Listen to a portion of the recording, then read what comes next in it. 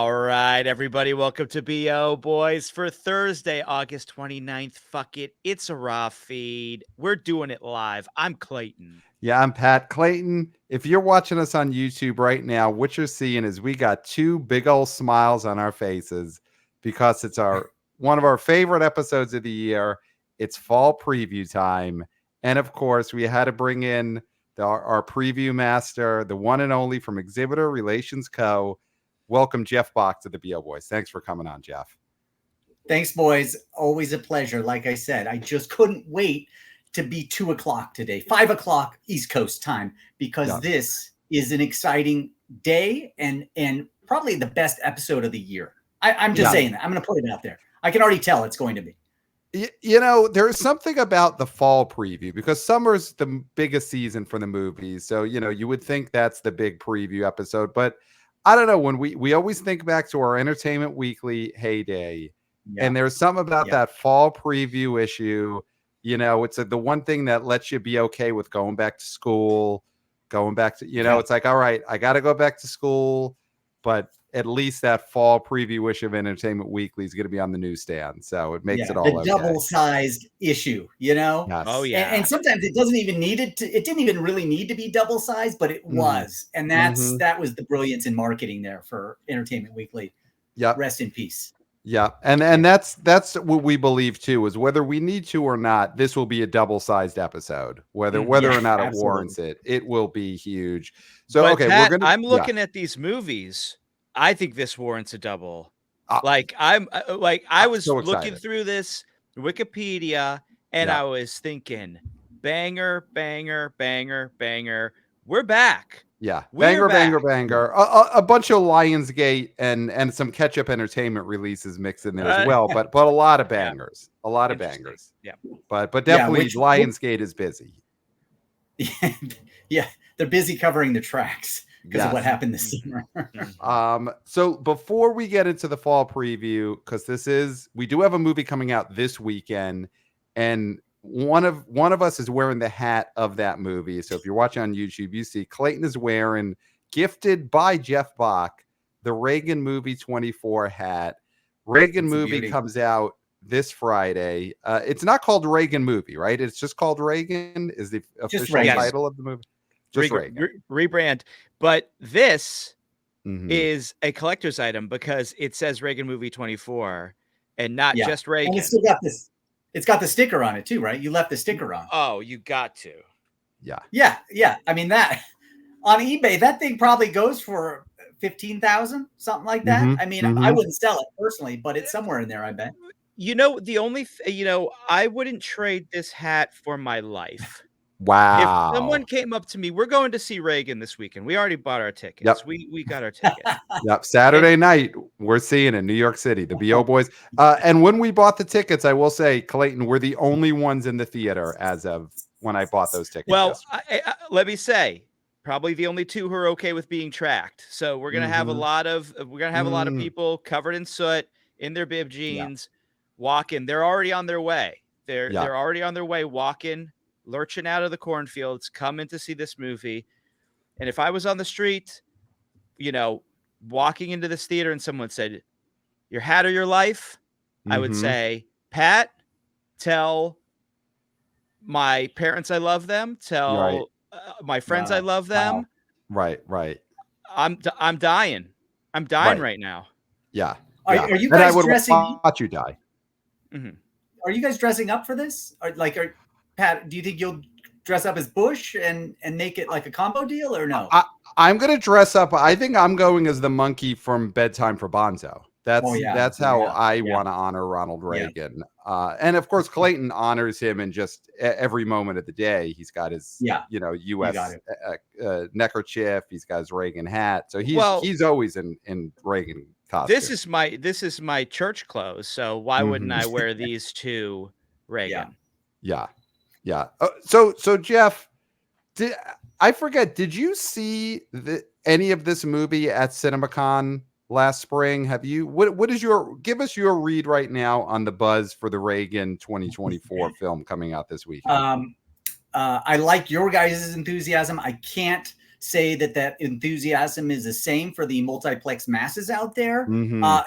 Possibly like Simi Valley here in California, which is about 20 minutes away from me in the valley of Los Angeles. There sits the Reagan Library, right? So this is the presidential library. They haven't done anything, you guys, for this movie. Wow. That concerns me. I mean, this is Ronald Reagan's personal library. Right. And I've been there. They do some great little setups. They do some Star Wars stuff. They always have some great programming there. And the fact that they didn't have the world premiere of this at the Reagan Library made me pause. And there was a little concern there. So you're right, guys. You guys may be the only two people in that theater. And I think that's going to be very similar across the nation. This is a indie called Showbiz Direct, I believe, that's putting this film out. And the only thing that I saw, besides getting the freebie hats that I did get at CinemaCon, was they had a poster up. And that's about it. That's the extent of the advertising that they did. Enough to get it into a national release, but guys, it'll be lucky to get 5 million, right? Like that's got to be the high point, and that's over the 4 days. I would expect, unless somehow the Republicans all get together and decide this is our movie, this is the one we got to see this weekend, and if Trump name drops Reagan a couple times, it's possible that it could bounce up a little bit. That's the thing is I don't think that the presidential election is really doing much to market this movie either. We've had a couple of conventions. There's no name drops of this film. None of the stump speeches have worked. And go see Reagan 2024. No one's worked this into the presidential campaign, which, if you were Dennis Quaid, you would have tried to maybe make some calls and see, hey, could we get this in the stump speech, a plug for the film coming out Labor Day weekend. So what I'm getting from both of you is that the suppression is in full effect, is what you're saying. This piece of media is being suppressed, and listen, I don't believe in that. I believe that it should not, things should be able to be released, and then the market should make the decision as to whether or not it's a success. So Clayton, I got to ask you this. We're going to have on our results episode this weekend, we're going to have KIRK MINIHANE on with us to talk about the results of Reagan movies opening weekend. Podcast Jesus will be here on the next episode. Clayton, will you accept the numbers that come in this weekend for Reagan movie 2024? Or will you're already disputing the numbers that are coming in? No way. Of course not. Wow. Okay. So it's going to be a wild episode. We go over these results. Last thing, Jeff, Robert Davey being in this film. You don't think that adds a couple of mil to the opening weekend? You don't think he's that kind of draw anymore? John Voight is also in this. Yeah. Voight actually negatively impacts, I think, the draw. I would have said 6.5 million, but knowing Voight is in it, that and he yaps a lot in the press, and most of it is just you just want to close your mind to what he's saying, and unfortunately that will negatively impact the box office. So maybe even now that you said that, maybe 4.75. Wow. So I mean, the prediction here is that Reagan will cry macho. That is what's out here from Jeff Bock. So Reagan, one of the most famous presidents. Whatever you want to say about Reagan, I think he is a famous president. Yes. He is going to do as well as a cockfighting movie starring Clint Eastwood and a Crow reboot in 2024. Yeah. So here's the over-under. Does Reagan beat the Crow this weekend? Oh wow. If they retitled it, and they still have a chance to retitle, if they retitle it The Gipper, I think it goes over. But I don't see that happening. Like maybe in weekend number 2, they'll start calling it The Gipper, and they'll change the signs, like they did for they did that for Birds of Prey. The Birds of Prey movie, right? Right. So that's a possibility, I would think, but only in weekend number 2. Weekend number 1, I'm going under. I have to go under because you guys know how I feel about this. This is being suppressed, so of course it's going to go under. They don't want this to go over. It's true. Liberal media will report it no matter what. They'll report it under the crow. Yeah.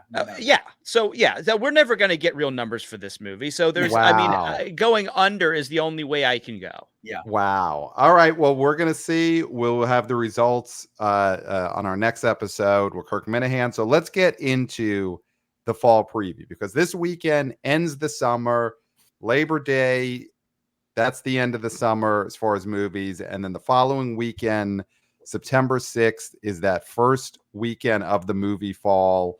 I'm going to throw this question out there. September 6th, Beetlejuice opens. Will this be Warner Brothers' biggest movie of the fall? Because we know we got another big Warner Brothers release. And I'm going to throw this out there. I've been high on this movie. Clayton knows this for months and months and months and months. I'm predicting it level opening.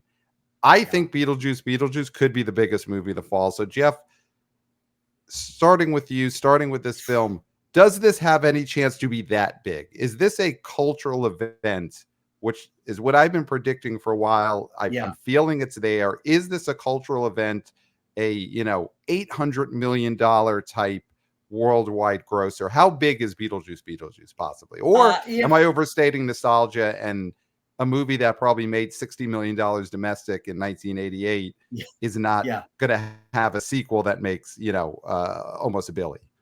Yeah, that's the thing about Beetlejuice is it wasn't a huge hit when it opened. It only opened with 8 million. I remember being there in 1988 in Spokane, Washington, trying to convince my soccer team that Winona Ryder was very hot. She wasn't just this weird goth girl, because goth really wasn't a thing yet in 88. No. That was just the weird girl in the corner. And I'm like, no, this girl is hot. We need to go see Beetlejuice. I can't remember what it was probably some Steven Seagal film that we ended up going to instead. But I remember going the week after, and then probably going 3 times in its initial run, which, in 88, I didn't have the funds to do that, but I still got it done. That's how much I love Beetlejuice. So I'm definitely high on this film, because I've been wanting a sequel, for 30 some odd years. But it opened at 8 million. It went on to do 74 million domestic. You guys, I did the numbers. That's about 200 million, right, in today's dollars. They didn't really release this thing, or they didn't really do an international rollout for this film. At that time, this was considered a weird comedy, and Tim Burton hadn't really reached that level of international fame. And in 88, since it was classified as a comedy, Hollywood just assumed that comedy didn't translate overseas. And I think on Mojo, it has it like under 1 million or something. So I don't even know that they reported those international numbers back then. So Pat, I think what's going to happen is it's really going to depend on those international audiences. Did Beetlejuice ever get over there? And is it like part of the DNA like it is for Halloween here? Everybody knows who Beetlejuice is. There are Beetlejuice parties. Their costumes still in effect today, even though this thing came out in 88. So it's hard to say, because Tim Burton has only ever done one sequel, right? He did Batman Returns. And this is his first sequel, if we can believe it or not. He's done some reboots of other properties, but never a sequel of his own making. So it's interesting that this comes after probably his biggest dormant period of his career, right? Like, think of the movies that came just before this: Dumbo, Miss Peregrine's, Frankenweenie, Dark Shadows, Big Eyes. These were not box office hits. He hasn't had a box office hit probably since Alice in Wonderland. I think that hit $1 billion, right? So it has been 14 years since Tim Burton's even touched, the box office gods. This could be it. I think Michael Keaton, obviously he's wanted to do this forever. He looks like he had a great time. They didn't rely on CGI. They're doing practical effects, all of these things to me, but I'm a super fan. So it's so hard to predict this and if it can top Joker. And I just think that the Gen Zers, they love Joker so much. It doesn't matter that it's a musical, and it's going to be tough for Beetlejuice, even with all that nostalgia beat in there, to really top, I think, the worldwide gross of Joker. Now, domestically, Beetlejuice could beat the Joker. If the Joker trails off in its second, third, fourth week, but it's still going to be tough. I think if we're talking worldwide, I still think it's Joker2. Yeah. If we focus just domestically on this one, I think Beetlejuice is going to possibly be the biggest movie of the fall. It just feels like there's a moment here where the character is so popular, the actor is beloved. You know, you've got the original director. Winona Ryder's in a good spot in her career, in that Stranger Things has made her a well-liked star again on a certain level. And all the elements are back. I mean, this to me, and it feels like a weird version of Maverick. I mean, that's what I've been saying for a while. And Beetlejuice feels like the comedic goth version of Top Gun Maverick. Clayton, he's Hot Topic Maverick. Yes, this is Hot Topic Maverick is Beetlejuice. Yeah. Clayton, you That's famously, true. And if you want to retell a version of it, you have a sordid past with Beetlejuice. You know, Jeff Bock said he saw in the theater 3 times. Can you remind us, Clayton, did you see the original Beetlejuice in the theater? God. Okay. So, Pat, let me relive this again, as I've relived it several times in this podcast. When I was very young, I was 8 years old. 7 or 8, I went to see this movie with my babysitter, who I was in love with. And I thought it was going to be scary. I didn't want to go, but I thought I could be brave for her. And Michael Keaton, Pittsburgh guy, wanted to see him on the big screen. And so went to the theater, sat there for a while, thought I was going to be okay. The scene with the sandworms came on. I got too scared, and I turned to my babysitter and I said, "I'm scared. We have to leave." And the look in her eye of complete disdain for this 7-year-old worm who couldn't sit there and watch a film with the woman of his dreams. And she said, "Well, I already paid for the tickets." And I said, "I'm really sorry." And she just grabbed my arm and pulled me out, and we were never the same. She never looked at me the same. She never treated me the same. And I don't think I'm I think that has defined my masculinity for my entire life. Yeah. I still feel like that 7-year-old boy who couldn't sit and watch a sandworm with the woman he loves. Yeah. So that's a great story. I love hearing that story, Clayton. I'll probably ask you. Why do you love it so much? I wonder. Well, again, I think it, like you said, it does define who you are, and it really tells us why. When we look at you, then we understand why. So, Clayton, are you going to see this film? You know, Jeff and I, maybe we're super fans. Our judgment is clouded. I'm a Burton guy. Jeff's a Burton guy. You're a guy whose whole life was negatively impacted by this film. You've never been as masculine as you were before the movie came out. What is your opinion of where this cultural moment is on Beetlejuice? Am I overstating it? Is it feeling like it's going to be that big? Is this it opening weekend level big? Is this possibly the biggest movie of September, October, November? Where do you think? And will you be able to actually see this in the theater, or are you still too scared? Okay, that's a lot. There's a lot of questions. That's a lot. It's a lot. And I will speak to all of them. Now, do I think this is going to be the biggest movie of the fall? No, I do not. I think it will either be Joker2 or Venom3. Okay. I think those both have a chance to beat the domestic haul of Beetlejuice. Okay. Now, do I think this is going to be a big movie? I do, because the element that neither of you have mentioned, and I think you're doing it because you know great radio and you know that we all need to add an element into the mix. Yep. And the element I'm going to add in is Jenna Ortega, who is a generational icon. I mean, obviously, we know her from the Scream films. We know her from starring and writing every episode of Wednesday. Which was also a show on Netflix produced by Tim Burton. So now kids know who Tim Burton is because they produced Wednesday. Produced this great show that she wrote every single word of. And choreographed all of the dances.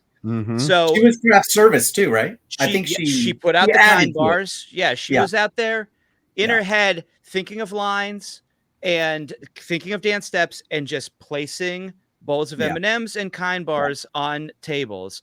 And I mean, this is just to say she's an immense talent, and people love her, and she really resonates with the generation. So I think that she is the X factor here.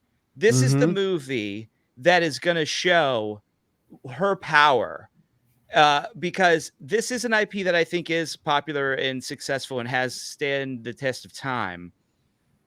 But she's the one who's they have to do part 3, right? Because that's how you call Beetlejuice 3 times, right? Exactly. So they have to.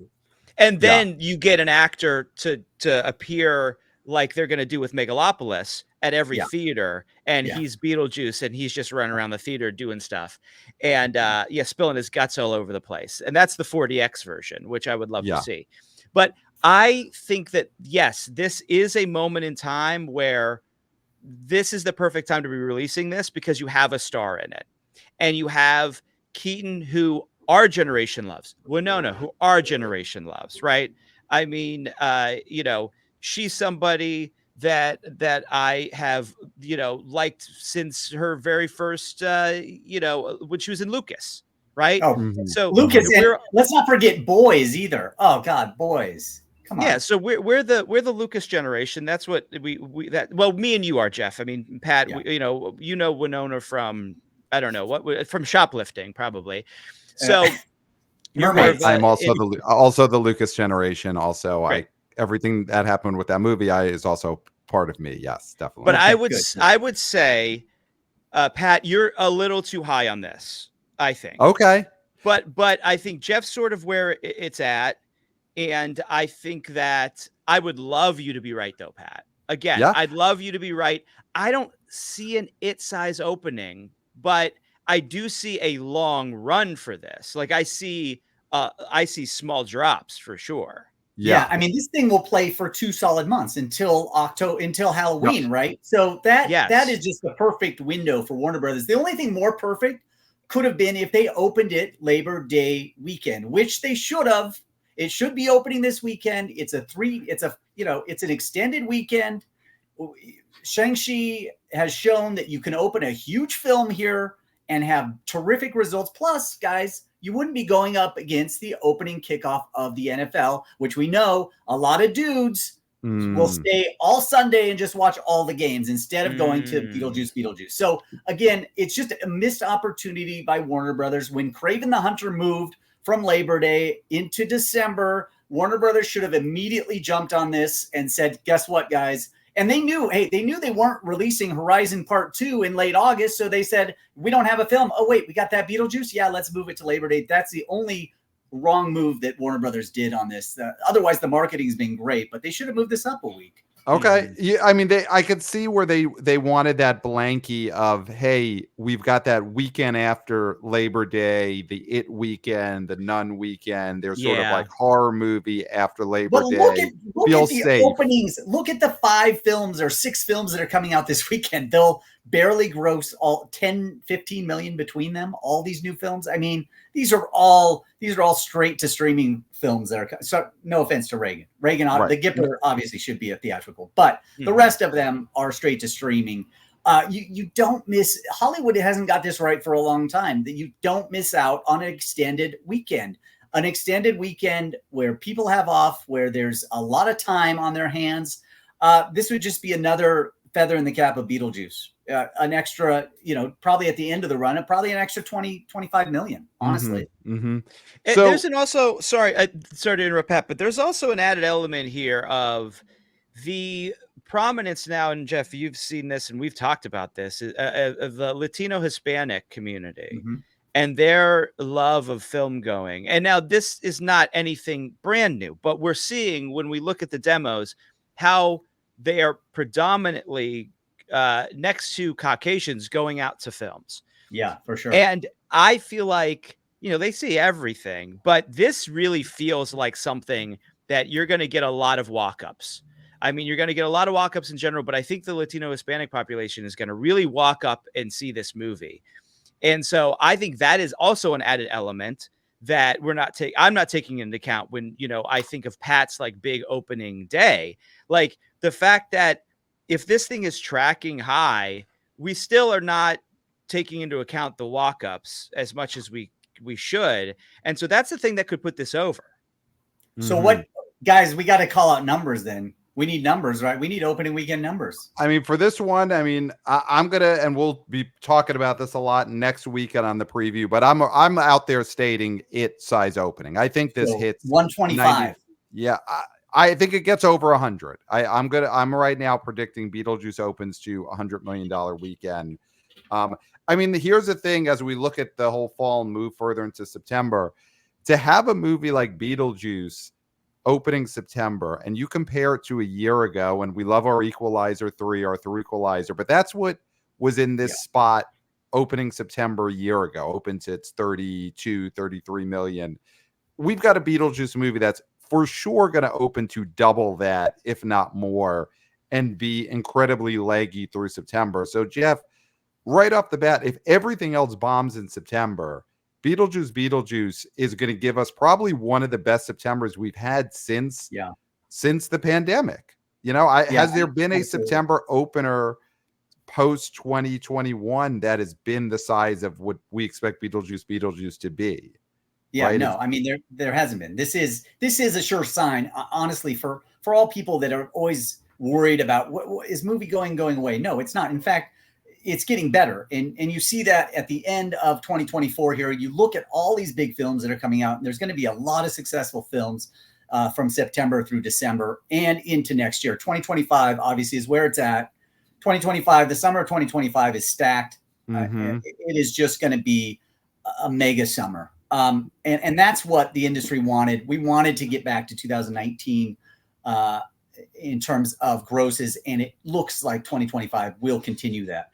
So you're right. This and Beetlejuice, the fact that it's opening here in September is a big sign that Hollywood's listening. At least, hey, we got to have a big blockbuster movie every month. We have to keep this thing rolling. And with that, with Joker, and then you get into November, and we all know that Moana and Mufasa and Wicked, and these are going to be huge films for families. And we kind of have Hollywood seems to have a lockdown on what, obviously it's sequels, right? But they have a lockdown on what people will go to and take their family, their extended family to. And it is working overtime for them right now. And so they have to capitalize on that. And Beetlejuice is part of that for sure, that family demo.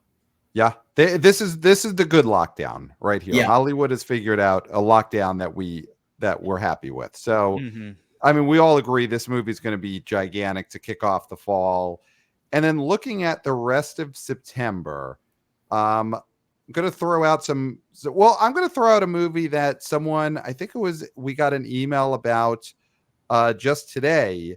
Could this be the second biggest movie of September?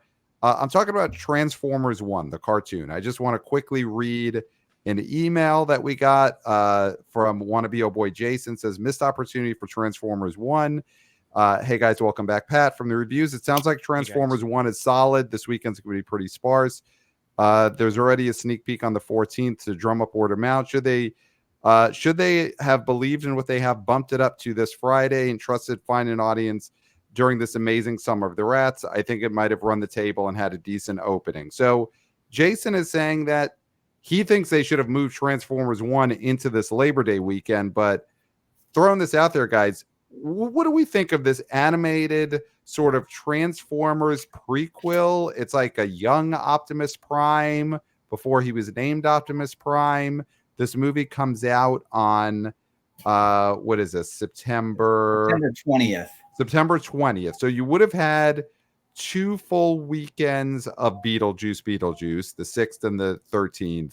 And then the third weekend of Beetlejuice, Transformers 1 open. So, 80s, Beetlejuice is 80s nostalgia. Transformers obviously has had a million sequels over the years. But could this animated version be what it needs to reboot things? Or is this sort of a moldy IP here, and an animated teenage prequel is not going to be what revives it? What Jeff Bock, Transformers, what do we think? It can't do any worse than Transformers the movie, right? In 1986, we all know we were all jacked, we were all juiced, we couldn't wait. It opened with 1.7 million and did 5.8 million total. Adjusted, guys, that's only 16 million. So it cannot do worse than that. And it won't. This is like Paramount taking a stab at, hey, look at this, how great this anime is doing. Let's because the Transformers movies just haven't done what they used to do when Michael Bay was at the helm. Let's just flip this on its head and try something totally new. And I hate prequels, like everybody knows. I hate prequels with a passion. But this is something different. Like I was like, oh, I don't really know these guys. You know what? I kind of am interested in what these robots were like when they were kids. Although that doesn't really make sense, right? I didn't even know that robots. I thought they just were. You built them, and then they were what they were, and they always were that. But it seems like no, that's not the case. These robots grew up, and they were best buddies. And for some weird reason, that actually appeals to me. And I'm like, I kind of want to go see this one. And honestly, I do think I like the look of this animation, and I think that it will attract teenagers to this genre. And maybe it is a good ploy. It is definitely a ploy by Paramount. But you're right. I think this could be the second biggest opening and probably will be of September, plus 40 million. That would be a great start for Transformers 1. I could see this getting up to 50 million. It's going to have the Dolby. It's going to have the PLFs. Could surprise us. So it feels like Teenage Mutant Transformers, right? I mean, that's what this attempt feels like. And I don't think Seth Rogen or his team have anything to do with this, but it feels like that is what they're going for, is that Seth Rogen animated Teenage Mutant Ninja Turtles movie and doing Transformers like that. Clayton, I feel like you're more dubious on this. Do you think that this is a total tank job and the cartoon version of this isn't going to track? Or do you think Jeff is right and maybe this is another September biggie? I'm a proponent of pivoting to adult animation for old IPs. Yeah, I've said this, that the way forward with Harry Potter is adult animation. Warner Brothers has yet to listen to me. They will someday know that is the way to go, because you can have the original cast doing the voices and it doesn't matter how old they are, right? So that is the way forward. I think this is a smart move. Is this movie for me? No. I mean, we've seen this trailer several times. I'm not very interested in seeing it, but it is not for me. It is for teens and tweens. So I think that this is a smart move. I think the other Transformers movies that they've been trying to do have been failures, since Bumblebee didn't do what it was supposed to do. Rise of the Beast obviously didn't do what it was supposed to do. The G.I. Joe is a non-starter now because people were laughing at that end credits. So why not try this? And I think that it will succeed, because we've seen it with the Spidey cartoon that did Bafa Bobo. And I think that this is just a smart use of IP, because it freshens it in a way that just doing another movie like they did with these ones turn into animals didn't do. So cartoon is the way in this case. Now, it'd be great if they could throw a little bone and maybe, use some AI to have Orson Welles' voice in this, because obviously we know that was his last performance, was a voice in the Transformers movie. So that would be a little nod to the hardcores. Who knows? Maybe that's the case. But I mean, I think this is going to be a success. I think it's the way forward. Yeah. Or you get Vincent D'Onofrio to reprise his Orson Welles impression from Ed Wood and do that voice in this Transformers cartoon. Here's the one thing before we move on from this that I see as the big problem for Transformers 1. And normally the voice cast of a cartoon isn't ever going to be a negative, but the lead of this, the voice of Optimus Prime, is we can now say his name. We don't have to say Chrissy Hemme anymore because he's become such a failure. The franchise killer, Chris Hemsworth. Ooh, I mean, okay. Yeah, killed I saw that. Mad I saw Max, that. killed Ghostbusters, Answer the Call universe, killed Men in Men in Black. Black. So he's now And then here. he killed Furiosa this summer. So yeah, Yep. you're right. I mean, will the kids pick up on this other than Thor failure of a movie star doing the voice? I think if that gets out, that it's Chris Hemsworth instead of Chris Pratt, that's a problem for this movie. It's also Scarlett Johansson, guys, and we know what her box office track record is like as well. So she just flew to the moon. Yeah, I think that Paramount will just not either they, you know how on a big poster for big animation, it's like when you have big stars, it's all those names. Yep. And then Transformers 1. This will just be Transformers 1. We're not going to even tell you who's in it until the end credits. And that's how they're going to roll with this. Absolutely. Because these actors do nothing for the box office. In fact, again, they negatively probably impact the box office here. Yeah. Maybe they do put Steve Buscemi as Starscream on the poster. I would personally. Or, I mean, is there any other actor you can think of that maybe does voices? Maybe he did Garfield. Maybe he did the Lego movie. Mm-hmm. Is it too late to get him for one of the leads? Or you just write, in giant letters, giant font above the title, it says Chris. Yeah, and Chris. Then it's Hemsworth in almost indecipherable eye test. Yeah. You do the when they released the If I Did It book for O.J. Simpson. Yeah. And it was the Goldman family owned the book and they put it out and they put the word if in tiny font so that it read as I did it. I did. That's what you do for the Transformers 1 poster with Chris. Giant Chris and then Hemsworth in tiny font that you can't read. And in a font that spells out almost something completely different, right? Like that's how you do it too. Yes. So if they're smart, this movie could be huge. What's the font that is just a bunch of images? Wingdings, right? Yeah, Wingdings. You just Hemsworth is in Wingdings. Hemsworth is in Wingdings. Yeah. And then it's Chris, and you're like, oh, who's that Chris who does all the animated films? Oh yeah, that's right. Yeah, he's in this. Yeah, okay, it's gotta be. Yeah. No, that is the way to go here, I think. So a movie that we have seen, it feels like this has become an internet meme that everyone has seen this trailer a billion times, but finally it's coming out in September. The Speak No Evil reboot, starring James McAvoy, which is have both of you? I have seen it. Have both of you seen the original foreign language Speak No Evil film that came out a few years ago? Guys, I didn't until I was doing a deep dive into this. I didn't know it was a reboot or based on an original. So yeah, I'm totally out of the loop there. So for me, I thought this was a totally new film. Not that matters much. I mean, this is a Blumhouse production, right? Mm-hmm. So it's probably cost $12 million and it'll make at least that opening weekend. And then we won't have to see the trailer anymore. It opens at 15, does 38, a typical Blumhouse production. Like that's what you expect from these films. I can't see being between Beetlejuice, honestly, and Transformers 1. It's at the right time, right film at the right time. It'll do okay. But man, I think most people will go if they stop showing. You say, hey, will you stop showing that trailer? I will go see it, but you can't show me that trailer one more time. It's that kind of thing, I believe, at this point. So at this point, do we agree that the prominence of the trailer is a negative to this movie? That it's gone a full cycle of it's turned people off. Clayton, that's where you're at on this.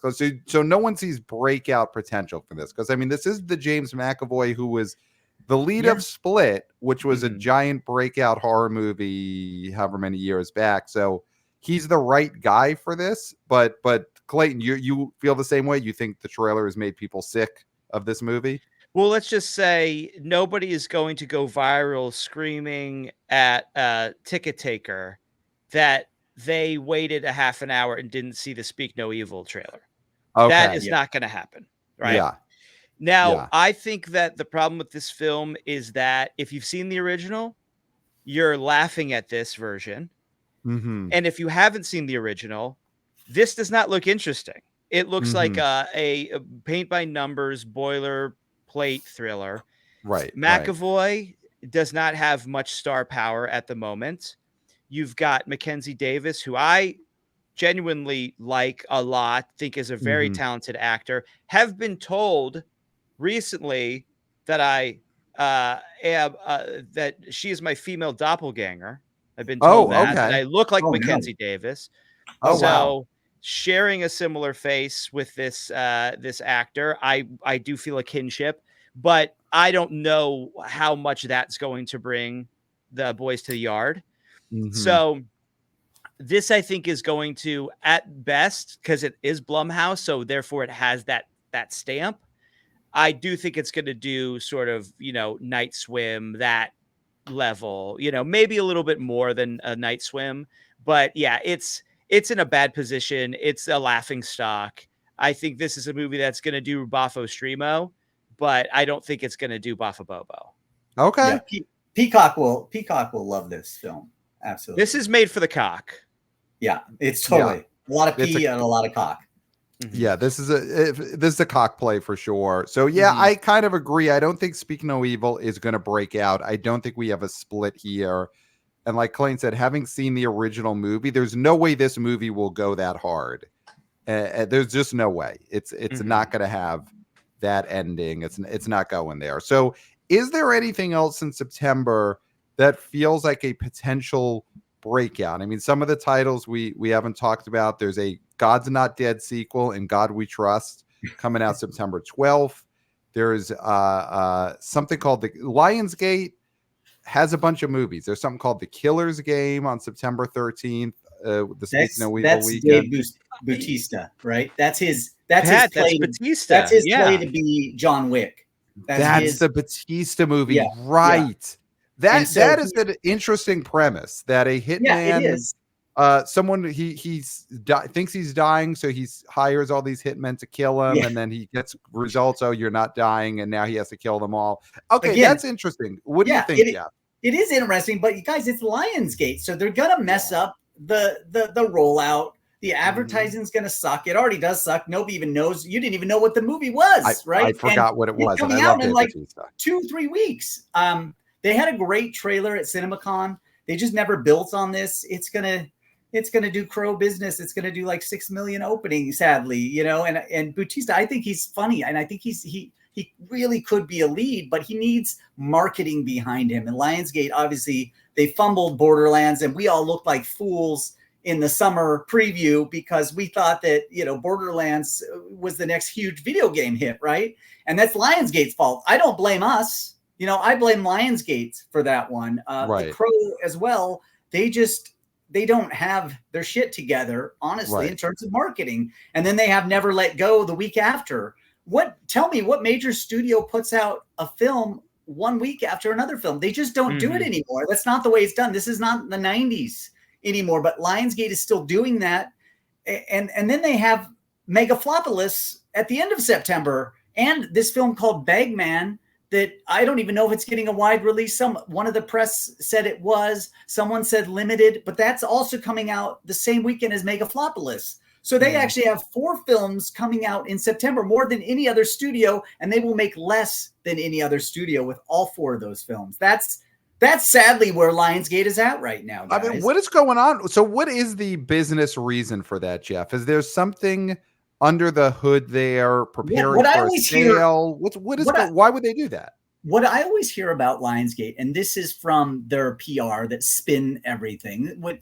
On Sunday when the numbers come out, you usually get the numbers directly from the studio, but that doesn't always happen with Lionsgate. Sometimes they hire PR firms to give you the numbers, to put a little extra spinach on what happened. And every single time, I swear to God, more than any other studio, almost, I'd say 95% of the time, they always go, man, our foreign pre-sales killed it. We're already making bank on this. So it doesn't matter that The Crow opened at 5 million. We are making money. And that's what I hear every single time a Lionsgate film comes out from these PR spins. Do I believe it? Hell no. Are they making that foreign sales money? Probably in weird markets that you don't want to know about. We're not supposed to be releasing films in Russia. Guess what? I guarantee every single Lionsgate film is released in Russian cinemas. Wow. Dirty money, baby. Dirty money. Wow. So they are playing Bagman in Russia, and that's absolutely. Okay. They're playing Killer's Game. They're playing Megaflopolis. They're doing it all, I'm sure. Wow. That is, yeah. I haven't ever thought of that as being a way that a studio stays alive, is by releasing films in banned markets. But if anyone's going to do it, it's going to be Lionsgate, and it's going to be Ketchup Entertainment. Ketchup Entertainment, I think, was rejected by Russia. And their films, Russia just said, no, we don't want these. Oh, Hellboy is walking the red carpet in Russia. Oh, yeah, absolutely. In full regalia, in riding a horse, in full Hellboy outfit, on a red carpet by the Kremlin. Does the Kremlin still exist? I don't know. I think it does. I here's the thing, like outside of John Wick, which I think Keanu's thinking about doing a part 5, and they still have already 2 spinoffs. They have the ballerina spinoff, they have the Donnie spinoff that's coming. And then Saw keeps going, but it doesn't make a lot of money, but I guess enough, right?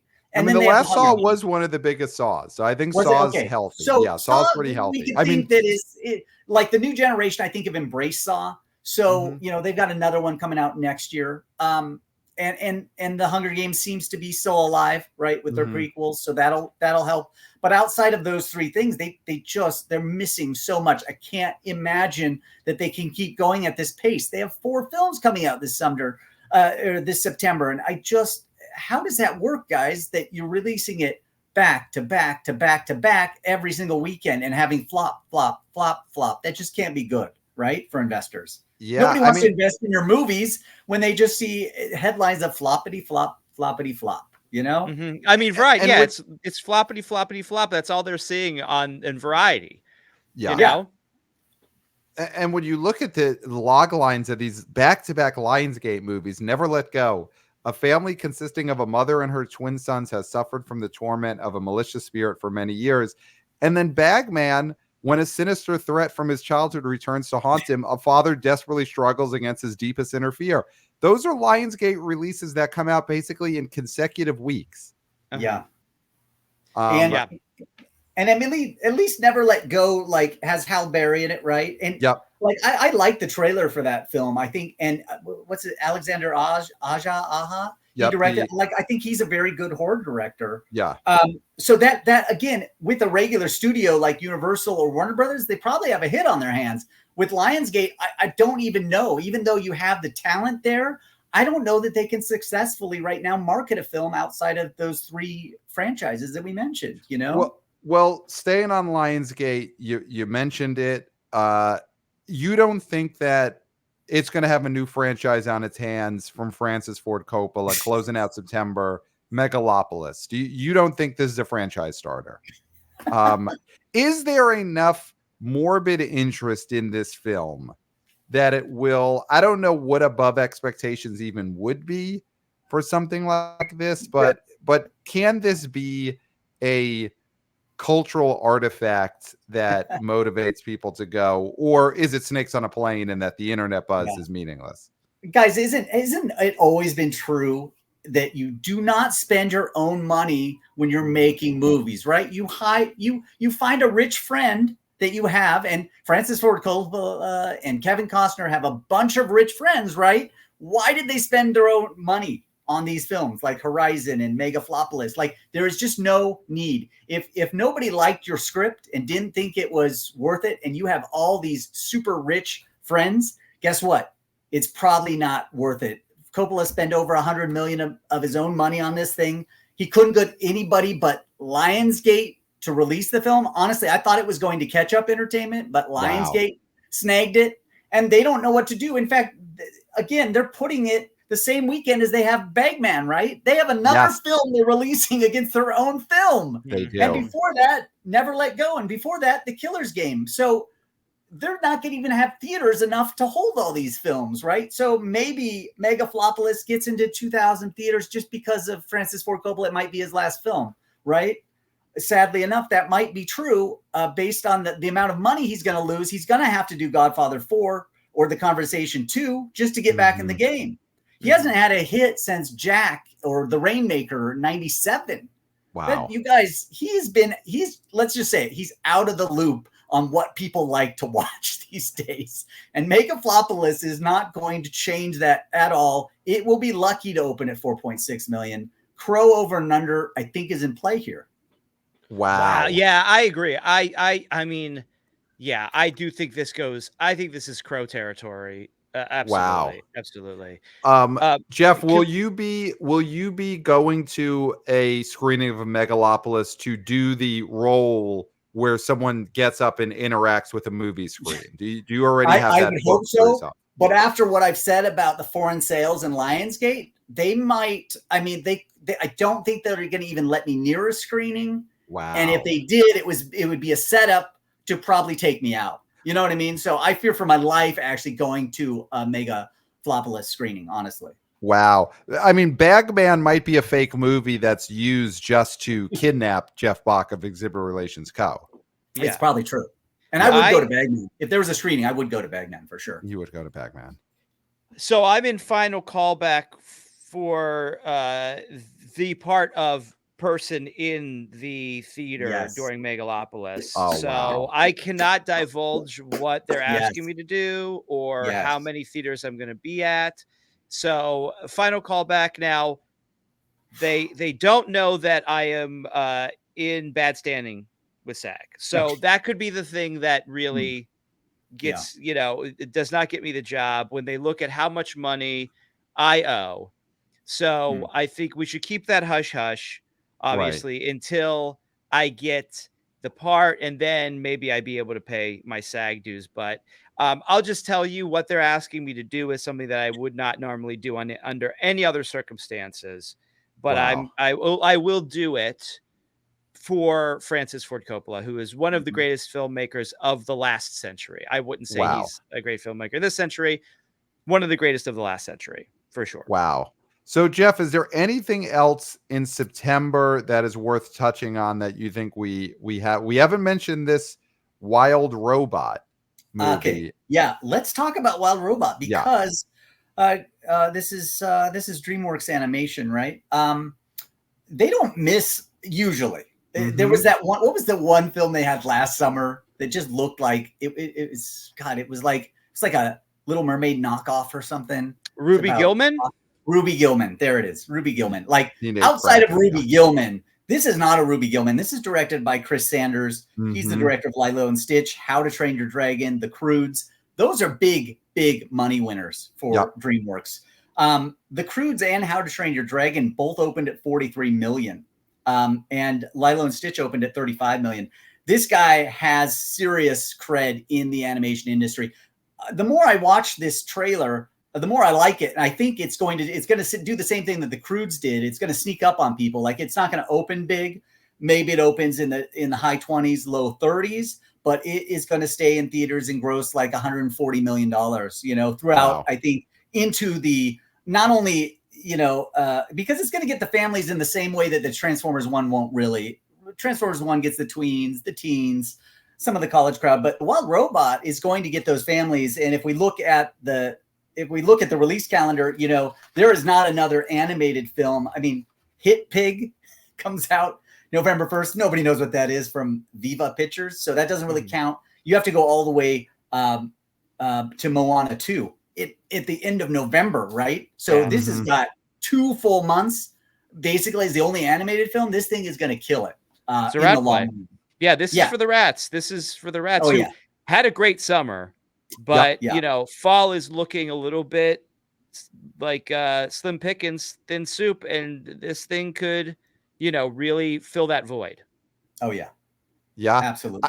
And man, if that's the case, and it seems it would be because, the director of How to Train Your Dragon, that is a big franchise. So if that's the case, September could be huge. I mean, Beetlejuice opening to what the range it could be 60 million plus. If Transformers 1 does okay, and then this movie the end of September, those are 3 big movies in what is always a dead month. I mean, we've had recent Septembers where Don't Worry Darling was the biggest movie of the month. So this is a huge September change. Those were sad days. Those were very sad days for all of us. I know we need to get to October, but briefly. Yeah.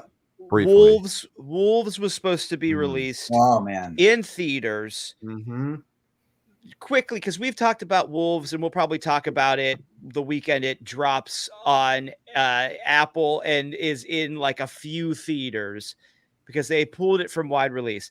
Missed opportunity here, Jeff, or has Apple just bungled their theatrical release so poorly that this thing would have been DOA just like the rest of their stuff? Yeah, I think Sony got so burned with Fly Me to the Moon. I mean, they thought they had something there, and I saw it, and it's fine. It is a great film for 1996. Like, that's what I thought when I got out of Fly Me to the Moon. I'm like, man, this film would have played all summer, just like Forrest Gump. It would have been great, man, in 1996. They just who's ever in charge there is totally out of touch with today's audience, you know? Right. And that's the problem. And I think Wolves probably is the exact same thing. It's like you got George Clooney, you got Brad Pitt, and those, you know, those are great names to have, but they certainly don't sell tickets in the way that they used to. And George Clooney never really did. You know, Brad Pitt is a star, but he has to be in the right project. Even for him, he can't just open a Brad Pitt, you know, Bullet Train was good, but it wasn't huge numbers. And that was like Brad Pitt, Bullet Train, you know, he was big. He was posterized on that thing. Apple just never seemed like they have they don't really know what they're doing in the theatrical marketplace. It's nice that they want to release them. And anytime there's more companies that want to release theatrical, I'm totally for that.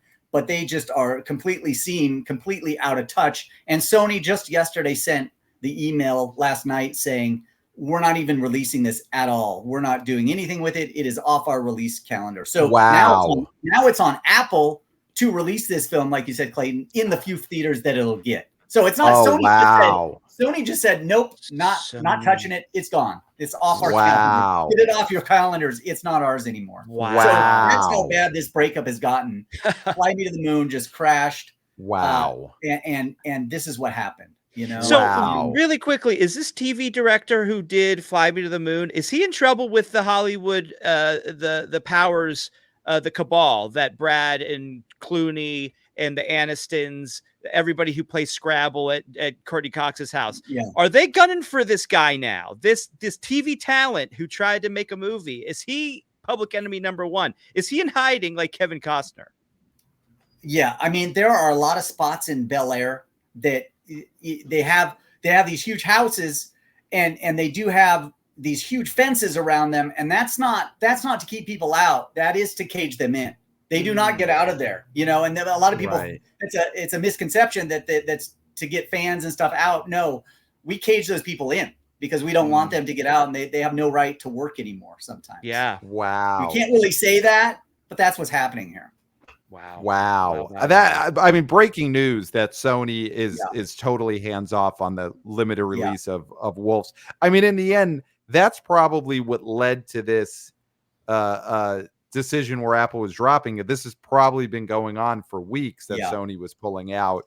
I mean, here's the thing. If this was a actual Sony film, you know, you look at the way Sony was able to release Bad Boys. That's a franchise, of course, but something like It Ends With Us, something like Crawdads a few years ago. Sony knows how to release these adult-oriented 90s seeming movies. And I do think if Wolves was not from Apple, if it was from a real studio, it would have had a chance to do something. So it's the conundrum of like the movie doesn't exist if it's not Apple, but because it's Apple, the movie doesn't really exist. And remember a couple of weeks ago, they were saying how great it was that it's going to get a sequel too. Like there was talk, sequel's coming up. Sequel for Wolves is coming up. Everybody wants to do it. It's a done deal. I'm like, what are you talking? You guys just lost your wide release. How are you guys talking about a sequel right now? Right. It's like the Gray Man sequel that'll never happen. The Wonder Woman 3 sequel that'll never happen. You know, they love to hype this stuff up when a movie's when it's in trouble right before it's released. They talk about a sequel as if that will increase the interest. Right. Well, let's move into October. A movie that is a sequel, got a sequel. Joker was a giant billion-dollar baby, and now we got Joker2, Folie, Deux opening up October. Listen, I think we all agree there's going to be a drop-off. There's no way this movie will be the phenomenon that the first one was. You know, that first Joker, what was that? Was that 2019? Was that October 2019? Man, The was first it? Joker? I believe so. And that movie had the draw of the media saying, hey, you might get killed at this movie. And because of that, everyone's like, I got to go see this movie. I might get killed at this movie. I got to go see it. Not really that buzz for Joker2 that I might get killed at this. It's not part of the marketing anymore. But you got Lady Gaga. It's a musical. How big is this drop off going to be? You know, do we feel like the first one made $1 billion worldwide? It did. Let's see. I'm looking at it. Did 335 domestic. I think it gets. I don't think it gets to 300 total, but I do think it's in the 250 plus range. That's where I think the drop off is. Yeah, absolutely. And it's that international number. 743 million international. That is such a crazy number. And so crazy. Listen, we know that international audiences will watch musicals, right? So it's possible that international could keep pace like at 700, right? Because especially in Europe, they'll appreciate the homage to the musicals. I don't know, like you said, Pat, musicals here, you know, it is really hit and miss. Obviously, Wicked's going to be a huge success this fall, but Joker as a musical, like, that first weekend could top like 96 million, right? That's what the original opened with. We could see an opening bigger than that, you know, possibly in that $100 million range, but the drop off is going to be swift once people hear it's a musical. And I don't really buy that Gaga fans will make up for it. Like, oh yeah, but Gaga's in this, so all the ladies will show up. No, I just don't think that they're going to show up in mass like it's a Sex and the City film, you know, or it's the next Colleen Hoover film. You know, this is still very much a Joker film, even though it's a musical. So it's going to be hard to get to 300. I agree. I think 250 would be amazing for Warner Brothers if they could get that, if they could get to that number. But that does mean to me that Beetlejuice does domestically at least more than that. So it's getting closer to 300, whereas Joker's probably 250. And then overseas, that's what's going to happen. Like, is it going to get, how's the reception going to be in China, in Japan, in the Asian markets? You know, it'll be really interesting. I don't know what Joker did in Russia, but if that's no longer in play, I would think that Joker would have been probably a pretty big film in Russia, honestly. Just the dark content. They like these films like that. So we could be looking at, I can't remember. I don't have it offhand. It maybe did 30 million. I don't know. I have no idea. But it seemed like the kind of film that would play big there. If it doesn't have that, it's going to be hard to get to that 700 million. Does Warner Brothers let Lionsgate sneak Joker into Russia? Yes, absolutely. That's how you play this. That's how you play it. So I kind of agree with you on the Gaga end there, Jeff, is that of course, you know, I love Gaga. I think she is a great star and a value add to projects that she's been in, especially when there's a musical element to it. But the Joker bro and the little monsters seem pretty diametrically opposed to each other. Like, I do think that if you're a Lady Gaga fan, you might find heavy fans of the Joker to be not your sort of person. So it's going to be very interesting to see these two groups commingling. Can they? I mean, we live in a fractured nation. Are these two factions that can actually, you know, put their hands across the aisle and say, let's just sit and watch this movie and be cool for at least 2 hours plus? Right. Well, I think my big thing is it's going to drop off, but having it be a musical and having Lady Gaga at least gives this sequel a reason for existing. Yeah. And a something that they could promote, as opposed to Joker2.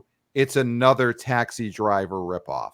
You know, this is something that gives this movie a reason to be and something to promote. And here's something to promote. The three of us, along with Scott Mendelson, are going to be on stage in LA in about 5 weeks on Tuesday, October 8th. And we're going to be going over the results of what Joker2 Folie has just done on stage at the Yard Theater. We're going to be breaking down that opening weekend. So we are going to be talking a lot of Joker. And Jeff, before we get back to the fall preview, just how excited are you that you are going to be on stage with the BO Boys in front of a crowd? It's going to be electric. No, it's going to be amazing. Like, I can't wait for this day. The fact that all four of us will be there just chatting about box office. I mean, I don't know how late we can go at this theater, but I mean, I could see it going until maybe 2, 3 a.m. Yeah. I don't know, again, when we have to be out of there, but we might just stay afterwards and just keep talking then, right? Mm-hmm. That's what I feel like is going to happen. Yeah, we're going to be in the alleyway behind the club, and whoever wants to join can join. And it'll be live streamed too. That chat will be probably live streamed, I'm sure. Oh 100%. Yeah. And then we go to the bar, and then we go to the nightclub, and we just never stop talking box office. And the crowd could follow us around all night. That's the promise of that night. And then we go to In-N-Out Burger. I mean, it's just going to be a night of eating and chatting. Yes, and some drinks thrown in there. So October 8th, Yard Theater, tickets on sale. Link in the show notes. Jeff Bock, Scott Mendelson, Joker2 opening weekend. So listen, that movie is going to be gigantic, just like our live show. That same weekend, something else we're going to have to talk about on stage. Lionsgate has another movie opening that weekend. This is one that I would have thought had some potential. And Jeff, you tell us, this is called White Bird, A Wonder Story. It's a movie based on a book by R.J. Palacio. She is the author of Wonder, which was a giant hit when it came out. Huge hit for Lionsgate. Yeah.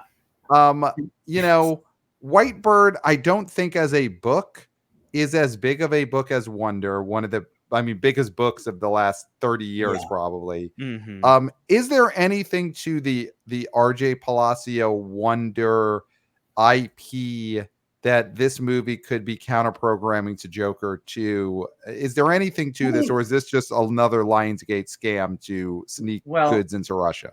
This is I don't know how many White Birds they're selling in Russia, or anywhere else, but this is like their fourth weekend in a row with another film. So this is what tells you, like, they have no faith in any of these films, because they're like, hey, forget about this, throw that out of the rug. I got this one. Hey, try this one. Here you go. Floppity, floppity, floppity, hit. And White Bird won't be a disaster like most of the other stuff. Like, I could see a solid counter programming, like women over 40 will want to go see this with their friends. But again, we're talking about like $11 million opening. That's not enough, and what, it tops out at 35 or something, or even less. Like, that's not how you capitalize on Wonder, which I think it did. Didn't it do almost like 100 million domestic? Oh, like, I think it did. I think it did over 100 million. But remember, that movie did have someone that this movie doesn't, not just no Julia Roberts, but no Jacob Tremblay. Oh yeah. He was so good in that. God, he was so cute. So cute in that movie. And you had Star Wars. That movie did 132 million domestic, open to $27 million. That was a giant hit. Huge. And what year was that? That was 2017. It opened November 2017. See, and so to capitalize, you should have capitalized. And I know that this has been on the release count. They've been trying to put White Bird on the calendar probably since the pandemic. I swear to God, it's been on the, we're just going to keep pushing it back. So this one probably won't even open October 4th, to tell you the truth. Okay. But if it does, it's going to open with like $10 million. That's unfortunately where we're at. The movie that I'm more excited about on that same weekend is called Monster Summer. You guys heard about this one? This is from Pastime Pictures. Mel Gibson is making a cameo, an extended cameo in this, and it looks like a throwback to a 1980s kind of like Monster Squad film, but it's called Monster Summer. I just got some PR blast about it, and they're like, no, we're putting this in wide release. And I was like, oh man, you guys are going to make 1.5 million for sure. Total. Sorry. Total. But the fact that you, like, why, as an independent Pastime Pictures, whoever they are, this may be their first and last release, why would you ever open against Joker? Like, if that's your slot, that's your one chance, you're going to shoot your shot, you're going to open against Joker and White Bird? Come on, bro. Seriously? Wow. This movie also has Kevin James and Lorraine Bracco. Yeah. Monster Summer, baby. And it's not even summer. It's opening in October. Yeah, should they have changed the title to Monster Fall? Just whenever they were going to release it, you change the title. And should they have opened it Labor Day? Yes. This is a perfect Labor Day, especially in 2024. This would have been the perfect movie to open on Labor Day weekend. Very, very interesting. That is a packed weekend leading into our live show. Yeah, is there... I mean, October, of course, is horror movie season.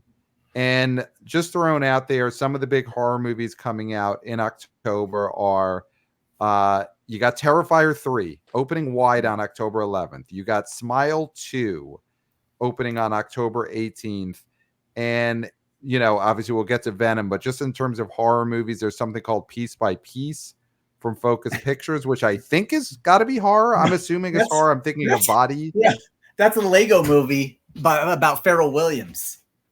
Is Piece by Piece. That's Piece by Piece. Okay, so it's not a horror film about body parts. Well, yeah, it might be at the box office. I mean, it is Focus Features and not Universal that's putting this thing out. But it's probably the most interesting film, I think, personally, that I want to see in October. I'm like, they're doing a Pharrell Williams biography, but in Lego universe. That to me sounds amazing.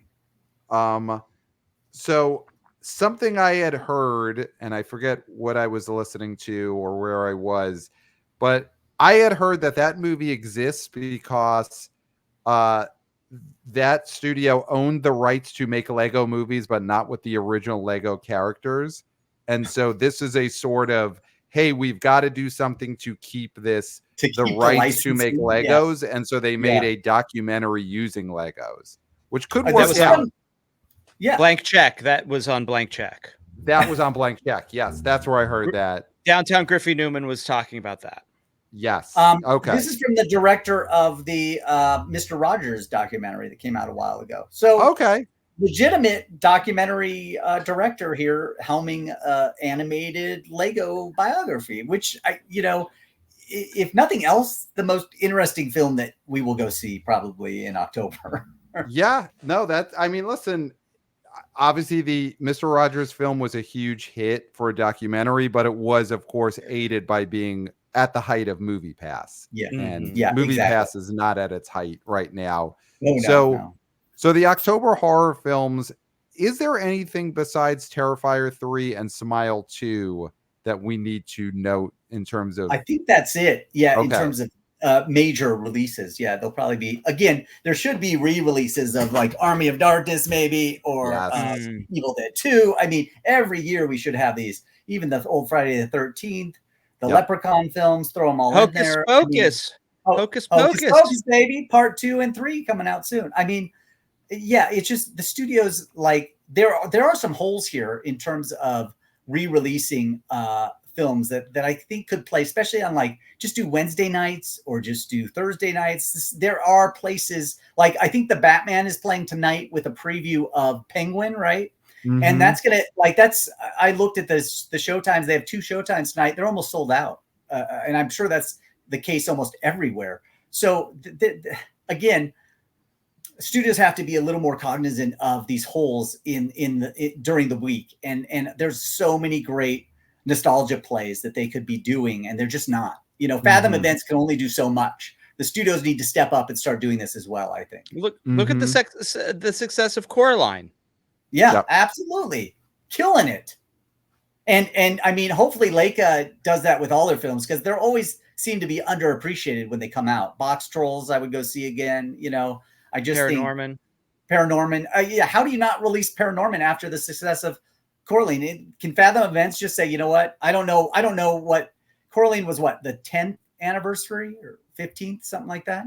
So I don't know what Paranorman. 15th. Okay. I don't know what Paranorman is at, but who cares? 8th anniversary of Paranorman. Who cares? Let's go watch it. Yeah. I mean, October is just one of those times where people are so in the mood for a style. And you rarely get that you could capitalize on just a movie in a genre is specifically what people want to see right now. So you definitely could do some re-releases, but those new release horror sequels, Terrifier 3, Smile 2. I mean, Terrifier 3, could this be a breakout? I mean, the second one was a breakout at a level in that it got to over 10 million domestic. I mean, there was vomit everywhere in the screening rooms. are we about to have a full-on mainstream breakout in October for Terrifier? You know, is this now a movie that could open to $10 million?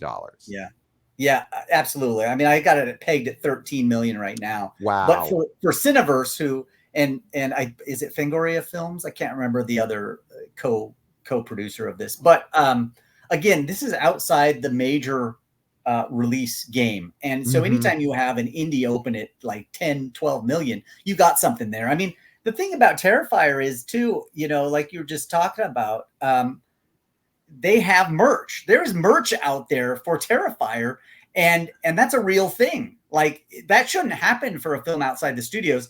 What's this guy's name? Damien Leone, I think is his name, right? Damien Leone, director. Yep. Like, you know, the major studios are trying to. I'm sure they're throwing him offers to direct whatever sequel installment he wants of legacy horror IP right now. Like he probably could have his pick. I hope he stays with this Terrifier franchise because it's cool.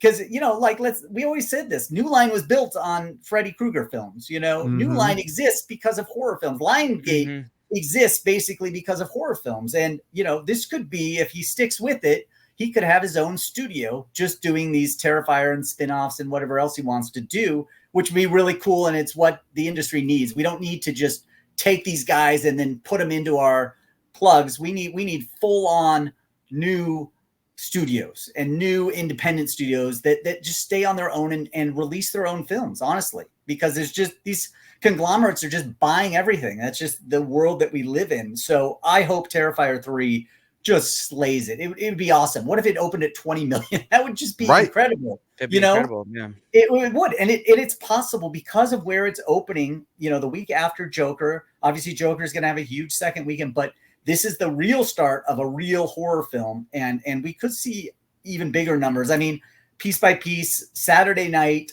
My Hero Academia, the movie, opens that week, but those really won't compare. I think Terrifier 3 wins that weekend of compared to all the new releases. Wow. So, I mean, I think Clayton and I are in the same boat. I mean, we saw Terrifier 2 in theaters. We saw actual vomit at our screening. We took pictures. We talked to a vomit witness on air. So this is a big franchise for us. Yeah, I think this is when it hits a mainstream breakout. I agree. This opens double digits, and you maybe get Art the Clown eating the wings on Hot Ones. You know, I think this is the year where it becomes, you know, we've said how Art the Clown gets to now sit at the table with Freddy, with Jason, of course, Clayton. Chucky in the high chair. And I think now this is the year where Terrifier 3 comes out, and maybe he's not sitting at the head of the table, but you know, he doesn't have to serve everyone the way he maybe has in the past. He's got some more respect. It's going to be big. Smile 2. I mean, this is going to be big. The first one did 100 million domestic, right? I mean, the first one was so leggy. Jeff, do you think that there's anything to people getting tired of horror films set at pop concerts? You know, Trap know. I think the setting always felt like a mistake to me, honestly. When I saw that, I'm like, really? That's what you came up with? But again, I don't think it matters because people were so high on the first Smile and they just love the concept of it, that this will work regardless, and it'll probably end up doing 100 million, and it'll open obviously bigger. The first one opened at 22 million. This will probably open 35 million, something like that. And so it doesn't really matter. Unfortunately, though, it will hurt it for the third one. You know, if they're like, if fans aren't super excited about this, it may hurt it. But you could do a Tokyo Drift for part 3. You know, hey, we're just going to bring this thing over to Japan now. The Smile is going to go over there, and you could reboot it, you know, and bring back the original cast for the fourth one, you know? So do you feel, Jeff, that this could be an escape room situation, like a horror franchise that looked like it was bound for a long run? Yeah. And then sort of gets clipped after the second one. You see that with Smile. Yeah. And it's in a weird place because I think Terrifier 3, honestly, is going to be the talk of the town. Like, like you guys said, it's a break. It is like it could just shock the industry and just have a huge opening, because you're right. Art the Clown is now, he's not only sitting at the table, but right now he's the guest of honor at that table. Wow. You know, we've had Freddie and Jason and Michael all there for so long. It's so nice, honestly, to see a fresh face like Art the Clown. Right. Even though, you know, we had It, the monster, but nobody really knows what its name is, right? So, and yeah, he does. Sometimes he can be a clown, but he can be whatever he wants. Art the Clown is a clown. There's no doubt about it. That's what he is. He's proudly a clown. He is proudly he is a clown, openly a clown. Openly, unabashedly, he is a clown. And so I think Terrifier 3 is going to play. It's barely going to drop in its second weekend, and that's obviously when Smile 2 opens. So you're right, there could be a hit. And if Smile 2 doesn't, if it's not what we think it is, and it's not what the audiences want, because the first one was so creepy. It was just like, hey, this thing was just going on Paramount Plus. We're going to make it as creepy and weird shit as we want. And that's what it was. At that ending, I was like, this is just the weirdest thing I've ever seen. I love it. And I just don't know that Smile 2 is going there. You know what I mean?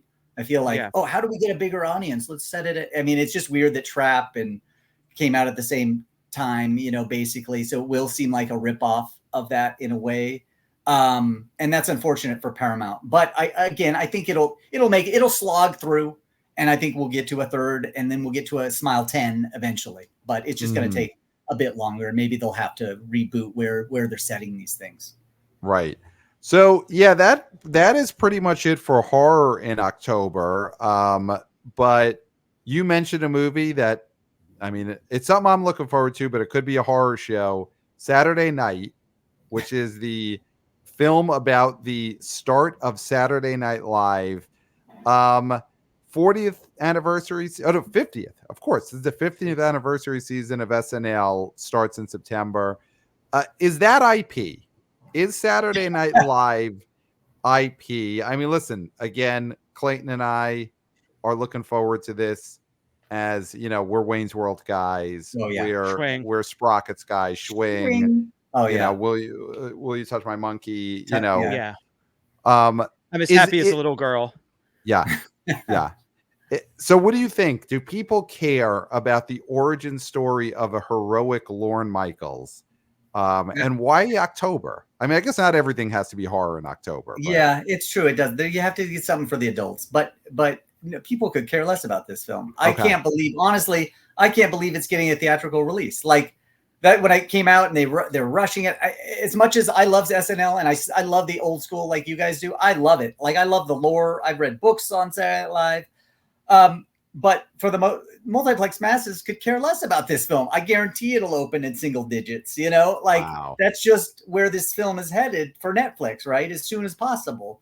And it is a weird release date. Like we've seen dramas try to open, or whatever this is, a dramedy maybe, open in October. And it's usually is a horror show, right? Like it just is, because there's a time and a place for a film like that. And it's not October. You got Joker, you got Terrifier, you got Smile, you got Venom. Those are the films that are going to do very well in October.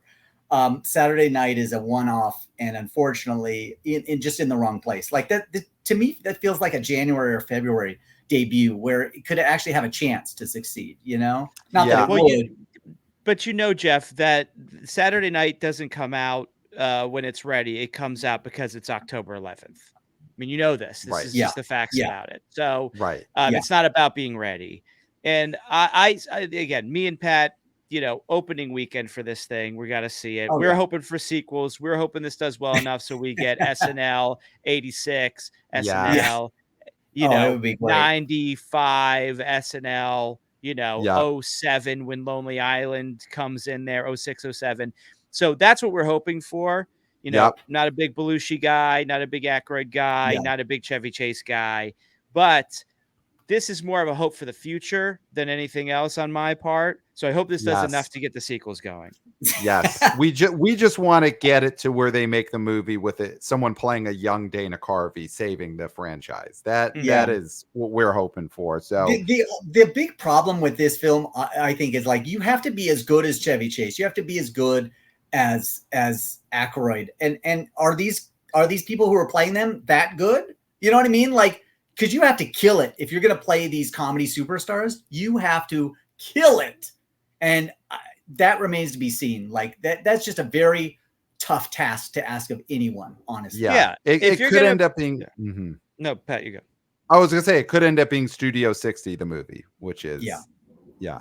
I mean, and if you're going to play Belushi, you got to be able to authentically scream at every woman present and yet be as funny as him eating mini chocolate donuts and smoking a cigarette. Like that's a balance that I don't know if anybody of this generation can do.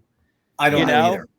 Yeah. And I really don't recognize any of these people that are in it, at least name wise. I might know them when I see them, but again, to mimic these classic these heroes of comedy, it's a tall task. Yeah. So we'll all be there opening weekend. Absolutely. So listen, God, there's another giant movie opening October. Before we get to that one, just real quick, Flight Risk is directed by Mel Gibson, starring Mark Wahlberg, and it's released by Lionsgate. Whew. My God, another Lionsgate release. Yeah. Clayton, call the opening number on this, please. Dear God. We finally got Mark Wahlberg on the airplane, like he's said he's wanted to be for 20 years now. Finally. I mean, 3.6. Wow. I mean, so under Crow. That's under Crow. Yeah. Yeah. Wow, they are having a tough year. Am I wrong that the last movie Mel Gibson directed was Hacksaw Ridge, where he got a Best Director nomination, and the movie I think probably made like 70 or 80 domestic? Oh yeah, that was after Apocalypto? Okay. I mean, Hacksaw Ridge was his quote unquote comeback. Yeah, which he got the director nomination and had a hit, and then everyone sort of said, "Oh wait, but you still no." Yeah. So is this? I mean, just quickly, is this where Mark Wahlberg is at now? Where his wide releases are from Lionsgate and they're directed by a kicked out of Hollywood Mel Gibson. Well, I mean, he had Father Stu, where Mel Gibson had a prominent role in it. I mean, he is a Mel Gibson guy. Daddy's Home, of course. Yeah, absolutely. He is a Mel Gibson guy. So, I mean, this is the person he's attaching himself to. I mean, he is in bed with Netflix and Mel Gibson. Yeah, that's quite a threesome. Yeah, and let's just be clear about where Mark Wahlberg's at, because he did that dog movie for Lionsgate earlier this year too, right? Wow. So he's in with Lionsgate, and everybody knows he moved to Nevada, right? So he doesn't have to pay the California taxes. He's not even they kicked him out of LA. They tried to wall him up and he escaped and he went to Las Vegas. So he lives there now. And he's very outside the circle of Hollywood right now. Wow. Just like Mel. So these guys are going to stick together. We might get a Flight Risk too, because those foreign pre-sales for Flight Risk, let me tell you, they are killing it, I'm sure. Mm-hmm. Yeah, this movie's definitely playing in Russia. We could guarantee anything this fall, Flight Risk is playing in Russia. So don't worry, Russian viewers and listeners, especially you guys in St. Petersburg, you are getting this film for sure. Not even a question. Yeah. Oh, we will see a photo of Mel Gibson shaking Putin's hand. Yes. Oh yeah. Absolutely. Big smile on both their faces. Yeah. So, God, what could be the biggest movie of October, or it could be a bit of a disappointment. October 25th, Venom: The Last Dance comes out from Sony Pictures. Not a disappointment. Obviously, this is going to be huge, Pat. It's not going to. Why would you think this would be a disappointment? Why would you think? I'm posing. Will it be? So I mean, you're adamant. So Clayton, you think this is going to be a giant movie? No, people love this character. People love this franchise. This is, I think, a superhero, quote unquote, superhero franchise that is going to continue to be strong as long as Tom Hardy wants to be involved. They're saying this is the last one. I mean, Jeff, what do you think? Is Venom as strong as it's ever been? the least strong thing about this is the title, The Last Dance. I mean, it doesn't ring true, right? It just doesn't. Because why would Tom Hardy walk away from this? Because you're right. We need to see him combine it with the Spider-Man, right? Like, that's what honestly everybody wants to see. And I don't know what Sony's endgame is here, but it can't be another Kraven the Hunter movie. It can't be another Morbius. It can't be another, I didn't even watch the other film, the Madam Web. Right? Mm-hmm. Yeah. So they realize they don't have it there. This is the only spin-off of that Spider-Man universe outside of the animated films that has actually worked. So no, Sony will not leave this alone. But the suit could jump from another to another person, right? It doesn't have to be Tom Hardy. So I think that if this is Tom Hardy's last, that's okay. But this will live on, and we will get this, and eventually that suit will jump onto the real Spider-Man, Tom Holland, and then we'll get into the real shit. Wow. And we might have two films going on with Spider-Man and Venom, you know, hopefully released in the same year with Tom Holland as the star of both of these films, right? Like, that's where we're going. And I think that should be Sony's endgame. They don't need to fuck with Marvel and Disney anymore. They could do their own thing with these characters and they'll be just fine. It's going to be big. I mean, you look at this franchise, the two movies made exactly this. The Venom 1 made 213 domestic. Venom 2, Let There Be Carnage, made 213 domestic. So what does this one make? Yeah, so this makes 213. Wow. No doubt. It's 100%. It's done deal. So here's what I'll pose. Does this have breakout potential? Like, do we think there's a reason why this could do 250 to 300? Because the first one came out in 2018. The sequel did come out in fall 2021 when, you know, the pandemic was still a concern for moviegoers. So that second one probably could have done more in a quote unquote normal year. So does the third one have a chance to do breakout? There's no Woody Harrelson value element in this. The value element is almost, this might be the last one with Tom Hardy. They lost Michelle Williams too, right? Like, she's not in this one, right? You're right. So they never really capitalize on the idea that she could also be her own Venom, right? Wasn't that? I think she's just gone. I don't know if they've even, I mean, I'm sure they'll say something in the film, but. Didn't see her in the trailer, Yeah, didn't see her there. Now, the huge drop off, like you said, Pat, might have been because of the COVID stuff, because internationally, the first one did 642 million overseas, and the second one did 293. That's a huge drop off. That is the big drop. That's the drop off. That's why it went from 856 million worldwide to 566 million worldwide, which is a huge drop. But I think it had more to do with maybe the restrictions that were still going on in Europe. In America, we could give a shit about COVID restrictions in 2021 when this came out, right? Like, people were just done with it. So we weren't having any of that shit. And so you're right. I think we probably see a foreign uptake. You know, we'll see the uptick there. It'll go back up, and you know, it does 213 here. That's fine. And you know, maybe the first one opened at 80, second one opened at 90. I mean, does it get to 100? Probably not. But man, it would be cool if it did. Yeah, I think the one thing is this doesn't seem to have what's the value add to it. The second one was, here's this big character Carnage. Here's Woody Harrelson, one of our all-time value adds for franchises. There's no big star actor that's being added to this. I mean, I'm looking at the cast list. Can I pose a question to you guys? Why wouldn't you add Tom Holland? Even for 10 minutes at the end, right? Like, why wouldn't Sony try to combine these? Like, that gets you to, that would create internet excitement on a level we haven't seen for a long time, right? Yeah. Like, why is Sony holding back? Like, why don't they go there?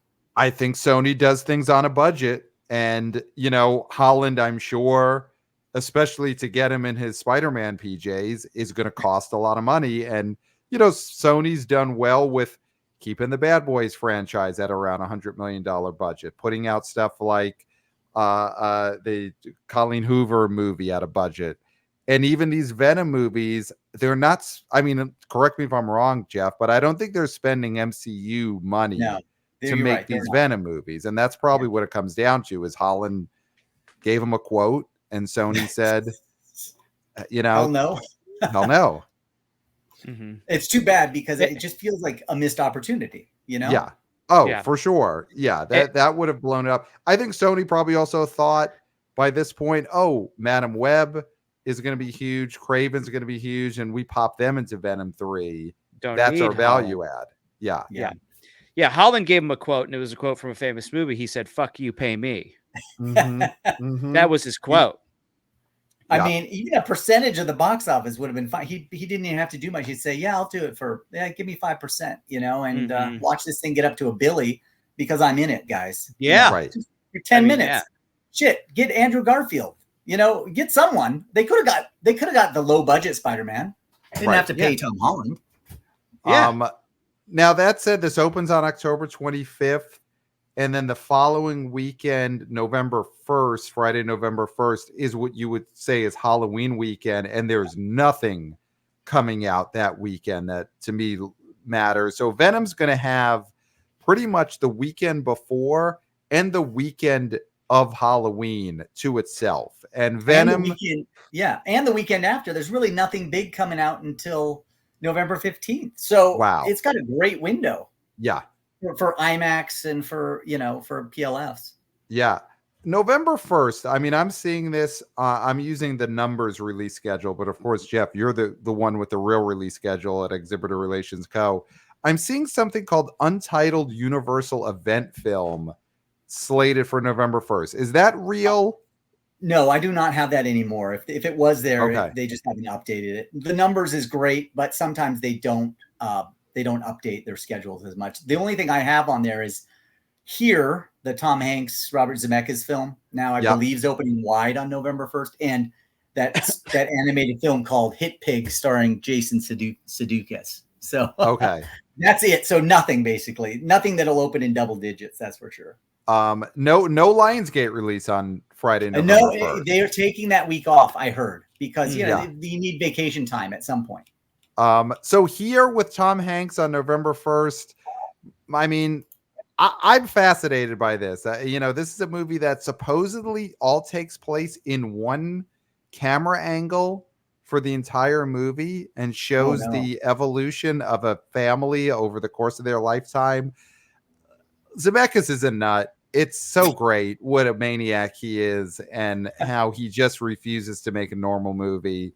Tom Hanks also, he just loves this guy. He loves his Zemeckis, so is there anything here that will the boomer? I mean, here's the thing. This is a boomer play. Will the boomers care? Can the boomers mean anything at the box office anymore? Can this be anything? Can Here be a movie that opens to $15 million? When you describe that to me as the one shot thing, I just nope. No. Bad idea. It is not a Forrest Gump sequel, even though Robin Wright is also in it, right? Mm-hmm. And Zemeckis just again like FF Coppola, he's just out of touch with what moviegoers actually want to see. And this is not even what The Man Called Otto that Tom Hanks was in, where the boomers actually showed up, right? Yep, that was a hit. That was a hit. You're right. And I still haven't seen anything on this that says that it's that. And the fact that it's opening, I think Focus Features has Conclave opening that weekend as well. That's the only other thing. And then Briarcliff Entertainment has My Dead Friend Zoe, which I know zero about. Briarcliff probably won't even exist by the time that's supposed to come out. So again, this has just become, the holiday season is supposed to start the first weekend of November. It's supposed to be the fall season. And then you get right into a big holiday picture on whatever the first weekend of November is. Just like the first weekend of summer is the first weekend of May, right? Like whatever comes out that first weekend of May is huge. We just haven't had that since the pandemic. We're waiting now until like halfway through November to even have big films. It's like they take a couple weeks off, which is strange because again, this used to be the start of holiday season films, and that means big budget films. Mm-hmm. Yeah, so Venom3 has got a real pathway those first few weeks of November. Lionsgate is back on November 8th with something called the Best Christmas Pageant Ever. Jeff, do you have anything on that? Is that a real movie? And will that get Russian audiences excited? I saw the trailer and I still don't believe it's real. It might be secretly, it might be movie 44. You know, I think we all know how great movie 43 was. I think this might be this is a prank on everybody. This is movie 44, and I'm very excited for it, if that's what it is. Wow. The log line for this movie for the best Christmas pageant ever. The Herdmans are 6 siblings who have a reputation for being the worst kids in the world. However, when they take over the local church pageant during the holidays, they just might teach a shocked community the true meaning of Christmas. I do like that they're promoting that an entire community will be shocked by what they see. Clayton, over or under The Crow? Oh, under. Oh, man. Under. It's flying under The Crow. It's looking up and it's seeing that crows took us. Clayton, will this change? But will this change anything for your prediction? Third build in the best Christmas pageant ever is Pete Holmes. Does that change things for you? Oh, riots in the streets. I think this gets picketed. Oh, wow. Okay, so this is negative dollars possibly. He's because so of all hateable. the fines. Yeah, he's one of the most hateable individuals that is currently walking the earth, and we have a few. We have a few. Yeah, I do think that this could be Lionsgate's, and I know you would think the Wahlberg Gibson movie would be Lionsgate's biggest movie in Russia. I do think this best Christmas pageant ever starring Pete Holmes could be the movie that really connects with the Russian audience. Just the horror that he brings is gonna, and just this big monstrosity that he is, that could really connect with these war zone Russian moviegoers. 100% Holmes is making it weird with Putin. He's making it weird. He's enjoying a burrito with Putin. He's going to talk about Ram Dass with Putin. That is happening. That is happening. Well, Krampus is from Russia, right? Like that's his origin story, right? Isn't he a native of Russia or somewhere close to there? I would think. It sounds like it would be. Yeah. Well, that seems Krampus in the Kremlin sounds like a great title. Like if it's not a movie, Krampus in the Kremlin should be the next huge thing to come out of Russia. I would hope. Well, we just found something to fit in that empty slot for Lionsgate. They're going to shoot it next year. Print it, put it on a thumb drive, and send it out to theaters. Well, speaking of Krampus, which you wouldn't think that would be able to be a segue to a major motion picture, but it is, because Dwayne "The Rock" Johnson in November is releasing a film that he said would revolutionize the holidays. Mm-hmm. It's produced by Amazon. It is called Red One. And the villain in this movie, from what I could tell in the trailer, is Krampus. And, yes. It is a holiday movie where Santa Claus is kidnapped, and Dwayne Johnson and Chris, which Chris is in this movie? Chris Evans. Chris Evans. Yeah. They have to save Santa Claus from Krampus. That is not a season 6 Mad TV sketch premise. That is a $100 million plus production from Dwayne "The Rock" Johnson. How big of a disaster do you think this movie is going to be, Jeff Bock? And just a little tease, this will be the movie that Clayton and myself and Kirk Minihan are talking about on stage at our Boston live show on Saturday, November 16th. We will have seen the film already, and we'll be talking about it. That opens November 15th. Yeah, this deserves an entire show. Absolutely. This feels like, I mean, when Dwayne says something like that, I mean, you know, maybe 10, 15 years ago, he could have changed the world with a film. I just don't think that's where we're at anymore with Dwayne's star power. It's hard. Like, it's hard. Have you seen? Is there a trailer out for this? Yes, there is a trailer out. Okay. There's a trailer came out a few months ago. Okay. It is it's everything. Bad, huh?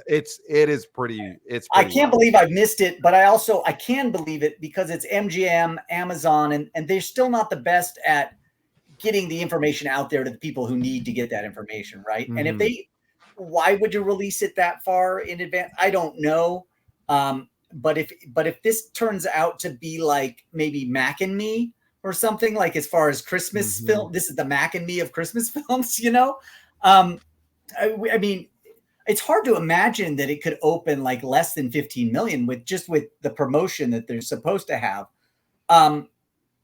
But when I think about what's coming the week after Wicked and Gladiator 2, I do feel like it really does have only 1 week to play, because it's got Dwayne, it's got Chris, but again, they're not the draws. Chris never really was a draw, and Dwayne is not the draw he used to be. I think it depends how good Krampus is, honestly, to tell you the truth.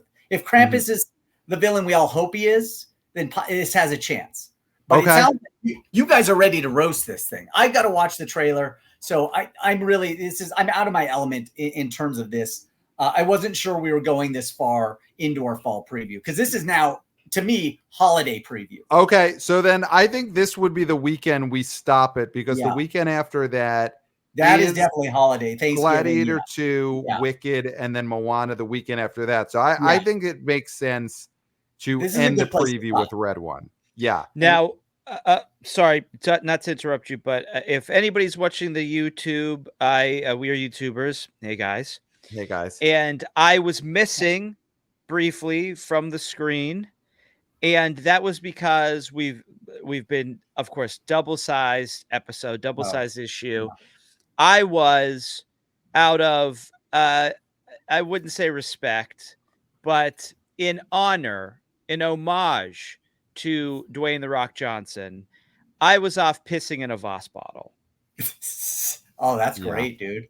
Those Voss bottles can hold a lot more than you expect. And I feel like this movie, and we're not gonna. I think it might be too early to give a number, but I'm gonna give a number. I think this is Borderlands territory.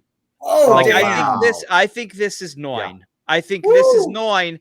I think this is because when I think about this movie, I think the only reason I would go higher is that there's some sort of love for Chris Evans more than love for The Rock, because I think it's over for The Rock. I think this looks terrible. The trailer is terrible. The worm has turned on this gentleman. And this is going to be a disaster. I mean, talk about leaving Hollywood. I mean, this may drive The Rock out of Hollywood.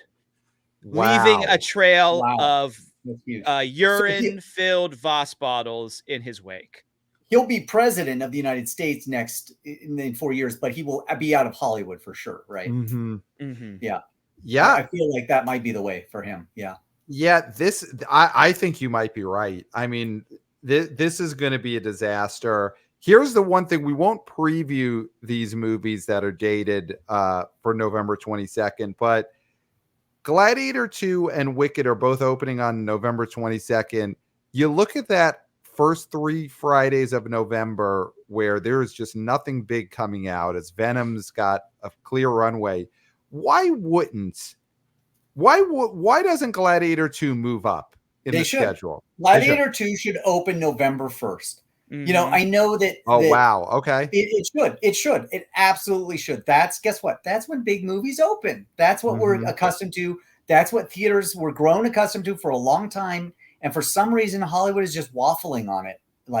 And I know Venom has probably deals right now where they have the IMAX screens for two weeks. So they legitimately, though, they could open November 8th. And that would be a great move. Honestly, Paramount should have done that a long time ago. It doesn't make any sense. There's no need to have, I don't know what the football matchups are that weekend, college and NFL, but they better be pretty damn good because everybody's going to be starving for some entertainment. Honestly, those 2 weekends, it's trash. Yeah, I totally agree. And let's throw it out here. Do we actually think that happens? Right now they know Red One is going to be a total disaster. There's no one in Hollywood at this point who thinks that's a formidable movie.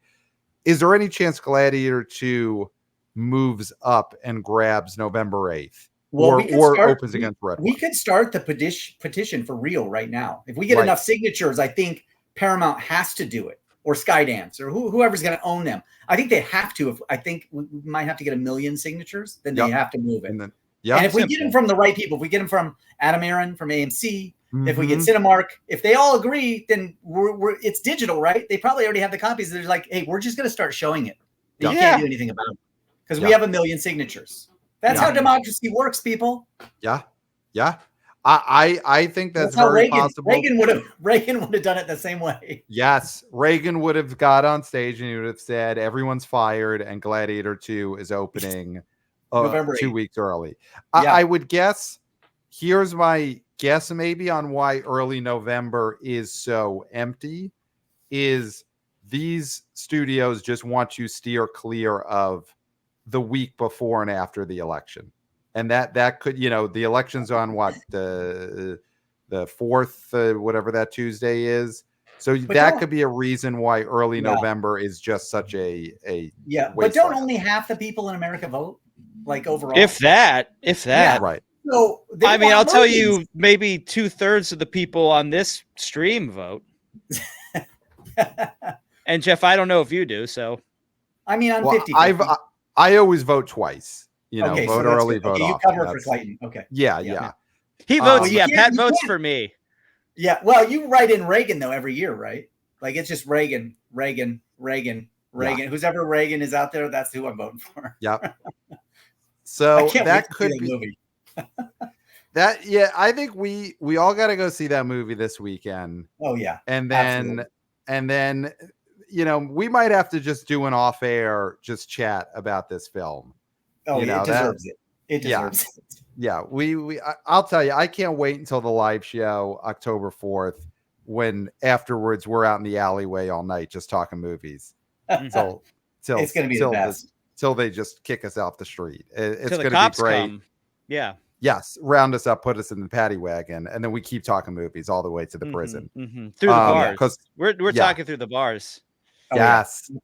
Absolutely. Clank, clank, clank, clank. Yeah, I mean, my God, Jeff Bock, the BO boy, Scott Mendelson, all on death row, talking about opening weekend numbers. It's a hoot and a half, that prison. So Lionsgate would do well to just take us all out right there. So that's I'm just putting that out there for the Lionsgate listeners.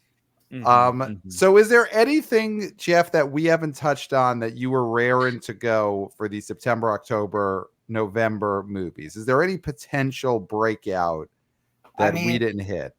Over the almost 2 hours, I think we got it all in, like everything. I mean, we didn't miss anything. Unless there's a new movie that's going to be put on the schedule, I think we nailed it. Yeah, I think we did it. So, Jeff, where can people find you? The Wannabe Boys, Wannabe Girls, Wannabe people. Where should they get some more Jeff Bock? I only exist in one place, really. Besides showing up on your guys' feed once in a while, I am only on Twitter X. That's at ERC Box Office. You can get me every Sunday if you want to reach out and chat. I'm always on there talking BS about box office. Sunday mornings is the best time because I'm just up early. I'm so excited to see these numbers roll in, good or bad. I celebrate it all. Especially if it's really bad, I love to celebrate that because it's one of those things. It just brings you joy, when you see a movie like The Crow open at 4 points in a way that, does Brandon Lee justice. It's like, hey, you should have stopped at that one, guys, because that was perfection. You know what I mean? But also you love to see Coraline, a film like that, just get re-released and just make buku bucks. You got to love it, man. And if you don't love it, you're probably not following in the box office, and that's what we do, right? That's what we do. That's what we love. The good, the bad, is what we do. That's what we do. It's never boring. It's never boring. It never is. It's a horror show sometimes, and it's a celebration of cinema at other times, somewhere in between those two. So follow Jeff, Exhibitor Relations Co. on Twitter X, link below. course, on stage with us Tuesday, October 4th with the BO Boys, Scott Mendelson, the Yard Theater. Those tickets are going to be hot because, I mean, yeah. after this show drops, I mean, people will be like, holy shit, we got to get there. They're going to sell out, you guys. So you got to get them. Honestly. You got to get your tickets now. Of course, we are YouTubers. Hey, guys. So subscribe on YouTube. Follow us on social media at the BO Boys Pod on Twitter, X, and TikTok. Want to be our senior intern, Christopher, killing it with the vertical clips. New Substack articles coming in the fall. So next week we're going to be lighting up the Substack. Clayton, you got something there? Well, I was going to say, Christopher, I'm trying to make this image into a GIF. So if you want to just cut this, one of the many times I did this, and make this and put this on Giphy, this will be a huge GIF. Yep. Clayton pointing at his hat. Attribute it to the BO Boys. Put a watermark. Right at the top where the storm cloud is. Be like, BO Boys watermark. This is the GIF right That's here. the GIF. That's the GIF. If there's ever been a GIF, that's the GIF. That's more. Yeah. No, that's more than the Reagan library did for Reagan. You're doing more now to promote Reagan than even its own library is doing. You guys, I'm creating a huge GIF. And I would also like to say that hopefully look for me in the coming months at the AMC Magic Johnson Harlem 9 during the screenings of Megalopolis, if I get my final call back. Wow. Huge news here. Can you give us can you give us just a couple lines that you're going to say? Or is that all, it's all on the DL? It's pretty much all nudity. Oh, it's all nudity. Okay. Well, that's what the people want to see. Honestly, that's what they come to Francis Ford Coppola films. I know that's why I go to them. Yeah, live nudity at a movie. That's going to be huge. So, and of course, 5 stars on Apple Podcasts. And I mean, guys, I think we've done it. I think my God, Clayton. Pat, you've said it all. Jeff has said it all. I've said it. I've probably said too much. There's nothing left to be said. Nothing left to say, of course. I'm getting out of here now. And except for until next time. We'll smell you.